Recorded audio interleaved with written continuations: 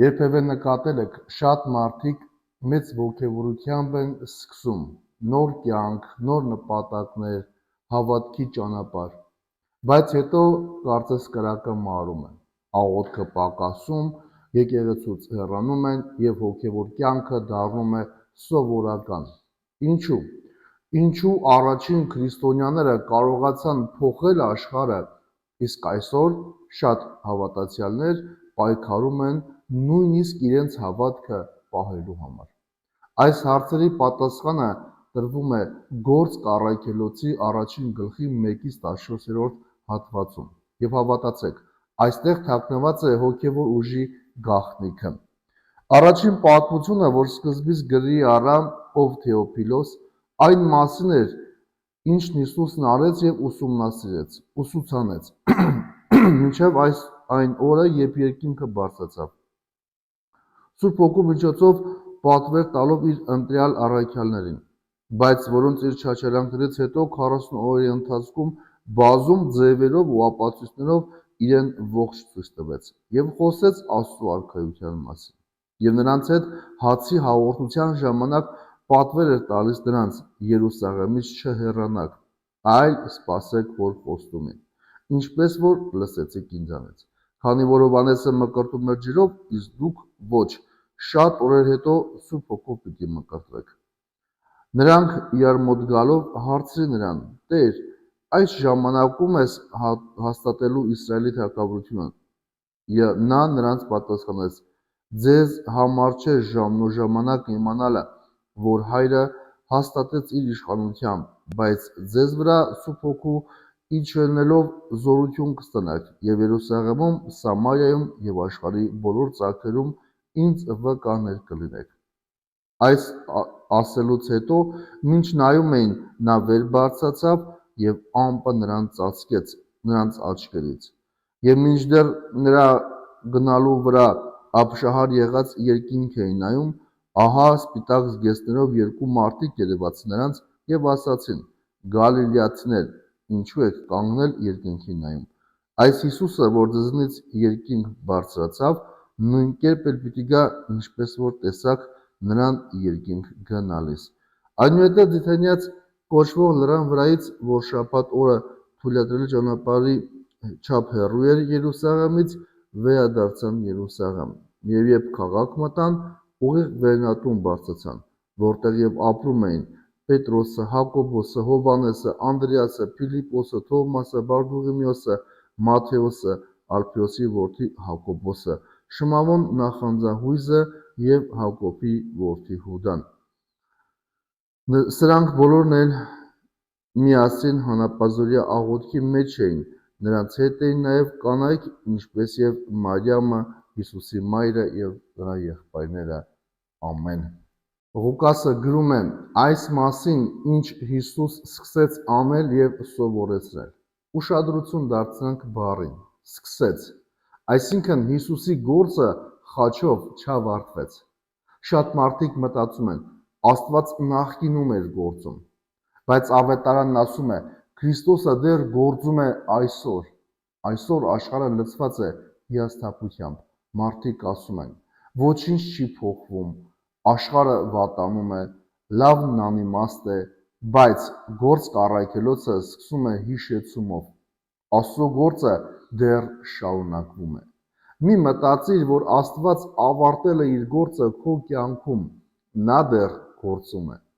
Հիսուս իր աշակերտներին երևում է հարությունից հետո 40 օր, խոսում է Աստծո արքայության մասին։ Քրիստոնեությունը գաղափար չէ, այն հանդիպում է կենդանի Աստծո հետ։ Այսօր շատ մարդիկ ճանաչում են կրոնական կոնտենտ, մեջբերումներ,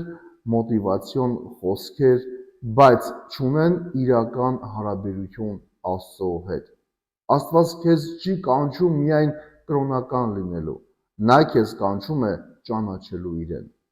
Մի բավարարվիր միայն հոգևոր ինֆորմացիայով, փնտրիր կենդանի հարաբերություն Քրիստոսի հետ։ Հիսուսն ասում է աշակերտներին.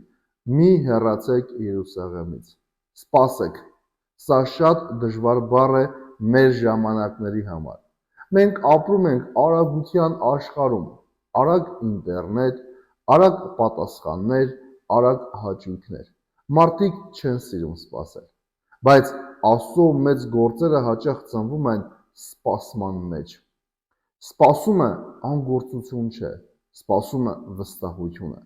Եթե հիմա պատասխան չես տեսնում, մի շտապիր հանձնվել։ Աստված աշխատում է նույնիսկ լռության մեջ։ Սա հատվածի կենտրոնական խոսքն է։ Դուք զորություն պիտի ընդունեք։ Ուշադրություն դարձնենք։ Հիսուս չի ասում, դուք պարզապես ավելի ինֆորմացված կլինեք։ Ոչ, նա խոսում է զորության մասին։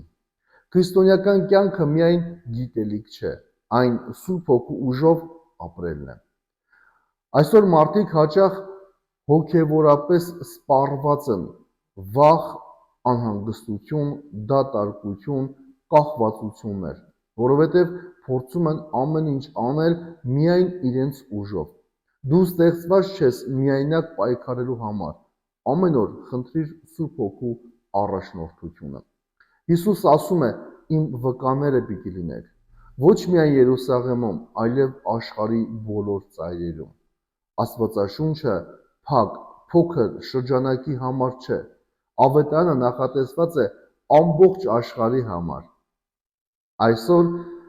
մեկ տեսանյութը կարող է հասնել հազարավոր մարդկանց։ Մի հրապարակումը կարող է փոխել մարդու մտածողությունը։ Սոցիալական մեդիան դարձել է նոր հրապարակ։ Հարցը սա է. դու ինչով ես լցնում մարդկանց։ Օգտագործիր քո խոսքը, էջը, ազդեցությունը լույսը տարածելու համար։ Հիսուս բարձրանում է, աշակերտները նայում են երկինք եւ հրեշտակները ասում են. ինչու եք կանգնել ու նայում։ Սա շատ հզոր խոսք է։ Քրիստոնեությունը միայն նայելու հավատք չէ, այն շարժման հավատք է։ Մի մնա միայն զգացումների մեջ, վեր կաց եւ ապրիր այն, ինչին հավատում ես։ Հատվածն ավարտվում է հրաշալի պատկերով։ Աշակերտները միասին էին,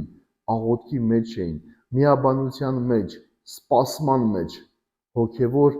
Մեծ հոգևոր վերածնունդները սկսվում են միասնական աղոթքից։ Այսօր մարդիկ շատ կապված են օնլայն,